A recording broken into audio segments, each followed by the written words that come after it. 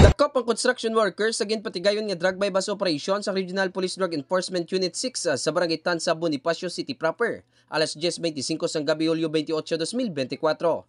Ang arestado mo si Rolly Rendon, 51 anyos, kag residente sa nasambit nga lugar, nabakla ng subject sa isa ka plastic sachet sa ginapatian shabu gamit ang 13 pesos nga bypass money. Dugang nga na-recover sa iyang paginakopa ang 5 ka nut-tied kag 6 ka plastic sachet sa ginapatian shabu kag iban pa nga mga non-drug evidence sa interview sa K5 News FM Iloilo kay Police Captain Ryan Chris Inota, team leader sang RPDU 6, ginpayag sini nga 2 ka bulan nga monitoring antes gin ka sa nasambit nga operasyon. Nasa sa iya area kag ang mga nagkanto di ang iya lang yung mga parokyano kay hindi masyado yan lumalabas yung Popoy na yan kasi siya yung parang bodega. Nagabot ang yung mga supply kay kung mo bukas Lunes na Lunes so mag-ano na naman sila parang renewal nila bla.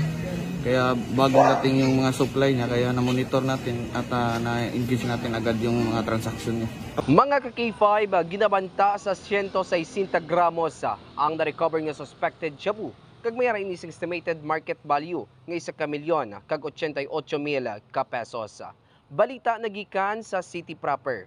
Ako si ka-K5 Eric Canyasares para sa Kampiyon nga Balita, Serbisyo Publiko kag Kalingawan sa Iloilo. K5 News FM. This news is brought to you by, do you feel tired all the time? Do you have frequent infections? Do you have always cold? It's a sign of low immune system. Boost your immune system with Clinica D3 Bio, antibacterial, natural antioxidant, immune system booster. Clinica D3 Bio has vitamin D3, lauric acid, and monolurine to fight against all viruses. Try Clinica Vitamin D3 with Coccus nocifera.